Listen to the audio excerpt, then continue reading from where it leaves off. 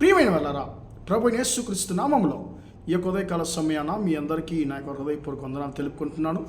ఈరోజు అంతా కూడా మీరు చేయబడిన అన్ని విషయాల్లో దేవుని హస్తము మీకు తోడై ఉండి మీకు జయాన్ని కలుగజేయునుగాక. రోమా పత్రిక 12వ అధ్యాయము మొదటి వచనం ఇలా సెలవిస్తుంది, మీ పరిశుద్ధము దేవునికి అనుకూలమైన సజీవ యాగముగా మీ శరీరములను సమర్పించుకొనుడి అనేటువంటి మాటను మనం ఇక్కడ చదువుతున్నామండి. దేవునికి మీ పరిశుద్ధము దేవునికి అనుకూలమైనటువంటి సజీవ యాగముగా మీ యొక్క శరీరములను మీరు సమర్పించుకొనుడి అనేటువంటి మాటను ఇక్కడ చదువుతున్నాం. ప్రియమైన దేవుని బిడ్డలారా, ఈరోజు మనం ధ్యానించుకుపోయినటువంటి అంశం ఏంటంటే, పాత నిబంధన బలులలో అంటే నైవేద్యాలలో ప్రభువైన యేసుక్రీస్తు యొక్క శిలువ మరణము అనేటువంటి అంశం మీద ఈరోజు మనము కొన్ని విషయాలు మనం ధ్యానించుకోబోతున్నామండి. ప్రియమైన బిడ్డలారా, నిన్నటి దినాల వరకు మనము పాత నిబంధన పండుగలలో ప్రభువైన యేసుక్రీస్తు యొక్క శిలువ మరణం అనేటువంటి అంశం మీద మనం ధ్యానించుకున్నాము.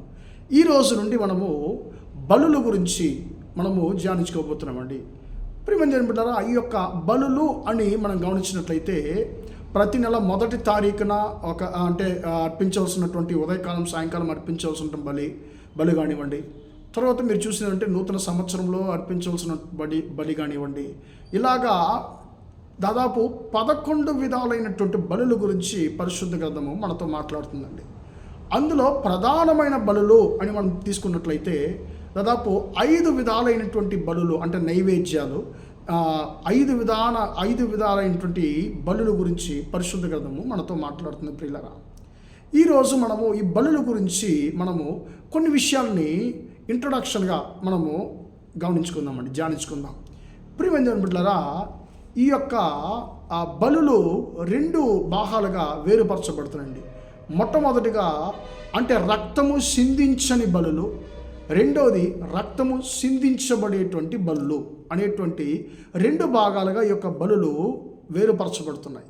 ఈ రక్తము సిందించని అంటే రక్తము కార్చని బలులు అని మనం తీసుకున్నట్టయితే ఆ బలులకి మిన్హా అనేటువంటి మాట హెబ్రీ భాషలో వాడబడుతుందండి.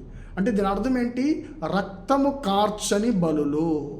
ప్రియమైన ఏది రక్తం కార్చని బలులు అని మనం చదివినట్లయితే, ప్రియరా మనం గమనించినట్లయితే 3వ రోజు వారు ఏం చేస్తారంటే ఆబీబ్ నెల 16వ తారీఖున వారు ఏం చేస్తారంటే, ప్రియమైన దేవుని కొరకు వారు ప్రధాన ఫలము పండుగను అర్పించినప్పుడు ఏం చేస్తారు, ఆ యొక్క ఒక పనను అంటే వారి పంటలను కోసినటువంటి ఒక పనను తీసుకొచ్చి దేవుని యొక్క సన్నిధిలో యాజకుని దగ్గర ఇచ్చి అది వారు దేవుని యొక్క సన్నిధిలో అల్లాడిస్తారు. ఇందులో రక్తం రాదు, ఇది రక్తము కార్చని సిందించని బలి. ప్రియమైన ఏ బలి అయితే రక్తము కార్చదో రక్తము సిందించదో ఆ యొక్క బలి అది పరిపూర్ణమైన బలి కాదు, అది పరిపూర్ణంగా మారదు. ప్రియమైన ఈ యొక్క మిన్హా అనేటువంటి బలితో, రక్తము కార్చని బలితో రక్తము సిందించేటువంటి బలి అర్పించబడితే మాత్రమే ఆ బలి పరిపూర్ణమవుతుంది. కాబట్టి ప్రియమైన యేసుక్రీస్తు మన కొరకు తన్ను తానే బలిగా ఆయన అర్పించాలని పరిశుద్ధ గ్రంథంలో మనం చదువుతున్నామండి. ప్రియమైన పరిశుద్ధ గ్రంథంలో బలి అర్పించేటువంటి ఒక వ్యక్తికి ప్రధాన యాజకునికి ఉన్నటువంటి ఆ యొక్క ఐక్యతను అంటే మనం చూసినట్లయితే, ప్రియులారా, ఈ యొక్క బలి అర్పించేటువంటి ఒక వ్యక్తి ఏం చేస్తాడు, ఆ బలి అవ్వబోయేటువంటి ఆ యొక్క గొర్రెను ఆయన లేకుంటే గోవును తీసుకొచ్చి దేవుని యొక్క సన్నిధిలో ఆయన నిలబడి తన చేతులను ఆ యొక్క గొర్రె మీద పెట్టి తల మీద ఉంచి, ఆ యొక్క గొర్రె మీద తల మీద ఉంచి ఆయన దేవుని సన్నిధిలో ఇలా ప్రార్థిస్తాడండి, యెహోవా, నేను నీ సన్నిధికి ముందుగా నేను ఒక పాపిగా నేను వచ్చి ఉన్నాను, నీ ఆజ్ఞలు నేను అతిక్రమించాను, నువ్వు ఏదైతే చేయొద్దన్నావో నేను అదంతా చేశానని చెప్పి తను చేసినటువంటి పాపము, తను చేసినటువంటి నేరం ఏంటో అదంతా దేవుని సన్నిధిలో ఆయన ఒప్పుకొని ఏం చేస్తారంటే, నేను పాపం చేశాను తండ్రి, నా యొక్క పాపాలని నేను ఈ యొక్క గొర్రె మీద నేను మోపుతున్నాను, ఈ గొర్రె నా కొరకు బలి అవ్వబోతుంది, ఈ బలిని అంగీకరించయ్యా అని చెప్పి అతడు చెప్పినప్పుడు ఇతని యొక్క పాపాలంతా కూడా ఒక గొర్రె పిల్ల మీద అవి మోపబడతాయి. ప్రియమైన బిడ్డలారా, ఇప్పుడు ఇతను రెండోది ఏం చేస్తారంటే తన చేతులతో ఆ యొక్క గొర్రెను తల నరుకుతాడండి. ఎవరు? ఈ యొక్క విశ్వాసి. ఆయన మొట్టమొదట తన పాపాలు ఒప్పుకొని తన పాపమంతా కూడా ఆ యొక్క గొర్రె మీద మోపుతాడు. రెండోది తన చేతులతోనే దాన్ని ఏం చేస్తాడంటే నరకుతాడు, చంపేస్తాడు. మూడవది తన చేతులతోనే ఆ యొక్క గొర్రె యొక్క చర్మాన్ని వలుస్తాడు. ప్రియమైన దేవుని బిడ్డలారా, నాలుగవది తన చేతులతోనే దాన్ని మొక్కలుగా దాన్ని ఏం చేస్తాడంటే నరుకుతాడు. ప్రియమైన దేవుని బిడ్డలారా, ఐదవది ఆ యొక్క బలిని దేవుని యొక్క సన్నిధికి తీసుకొస్తాడండి. ఇదే పౌలు భక్తుడు అంటున్నాడు, పరిశుద్ధము దేవునికి అనుకూలమైనటువంటి సజీవ యాగముగా మీ శరీరములను మీరు దేవుని యొక్క సన్నిధిలో అప్పగించాలి అని అంటున్నాడండి. ఈయనే బలి తీసుకొస్తున్నాడు విశ్వాసి. ఆ విశ్వాసి ఆ బలిని తన చేతులతోనే నరికి, తన చేతులతోనే దాని చర్మాన్ని నుడిచి, తన చేతులతోనే దాన్ని మొక్కలుగా నరికి ప్రియమైన దేవుని బిడ్డలారా యాజకుని దగ్గరికి తీసుకొస్తాడు. ఇప్పుడు ఈ యాజకుడు ఏం చేస్తాడు? యాజకుడి పని ఏంటి?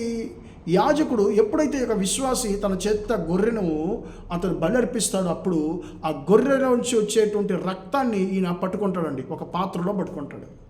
ప్రియమైన దేవుని బిడ్డలారా, పాత్రలో రక్తాన్ని పట్టుకుంటాడు. ఆ యొక్క రక్తాన్ని ఏం చేస్తాడంటే వారి కొరకు పాప పరిష్కారంగా ఆయన ఏం చేస్తాడంటే వారి మీద చల్లుతాడు.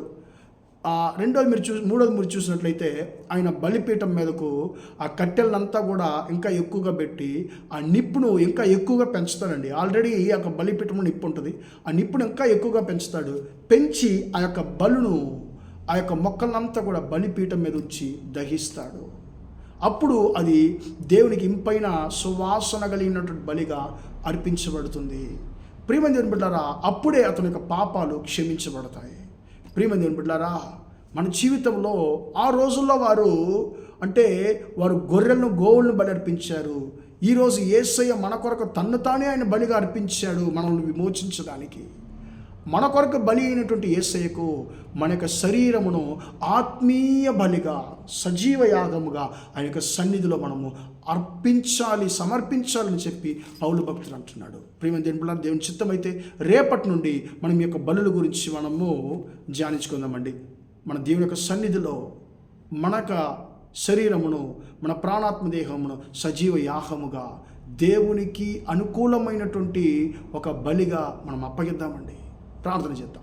ప్రేమగల మా తండ్రి, దయగల దేవా, నీ బంగారు పాదాలు స్తోత్రాలు చెల్లిస్తున్నానయ్యా. తండ్రి స్తోత్రం, పరిశుద్ధము దేవునికి అనుకూలమైన సజీవ యాగముగా మీ శరీరమును సమర్పించుకుని తండ్రి పరిశుద్ధ గ్రంథం తండ్రి మాకు సెలవిచ్చిన ప్రకారం అయ్యా మా కొరకు బలి అయినటువంటి యేసయ్యా తండ్రి, నీ యొక్క బలిపీఠం, నీ యొక్క సన్నిధిలో తండ్రి మా యొక్క శరీరములు తండ్రి అనుకూలమైన పరిశుద్ధమైనటువంటి తండ్రి సజీవ యాగముగా నీ చేతికి అప్పగిస్తున్నామయ్యా. తండ్రి, నీకు ఇష్టానుసారంగా జీవించిన కృప దయచేయండి. నీకు ఇష్టం లేని ఏ క్రియలు మా జీవితంలో ఉండకుండా తండ్రి వాటిని దూరపరచండి తండ్రి. అయ్యా, ఈ రోజంతా కూడా మా సహోదర సహోదరులు చేసే అన్ని విషయాల్లో మీ హస్తం తోడుండి వారిని ఆశీర్వదించమని ప్రార్థిస్తున్నాను తండ్రి. విడవలేని పాపాల నుండి తండ్రి అయ్యా స్తోత్రం, మరవలేని తండ్రి పాప క్రియల నుండి తండ్రి మీ బిడ్డలు మీరు విడిపించమని ప్రార్థిస్తున్నాను. బలహీనతతో ఉన్న వారి మీద యేసయ్య యొక్క రక్తాన్ని చల్లుతున్నాను. ప్రతి ఒక్క బలహీనత యేసు నామములో తొలగిపోవునుగా కానీ ఆజ్ఞాపిస్తున్నాను. సాతాను బంధకాలు, సాతాను పోరాటాల్లో తండ్రి ఉన్నటువంటి ప్రతి ఒక్కరిని యేసయ్య నామములో తండ్రి నీ రక్తం చేత విడిపించబడుదురుగా కానీ ప్రార్థిస్తున్నాను తండ్రి. ఈరోజంతా కూడా మీ హస్తం తోడుని మీ బిడ్డలను ఆశీర్వదించమని యేసయ్య నామములో ప్రార్థించడి వేడుకుంటున్నాను తండ్రి. ఆమేన్, ఆమేన్. ప్రియమైన వారలారా, దేవుడు మిమ్మల్ని దీవించి ఆశీర్వదించును గాక. Praise the Lord, praise the lord.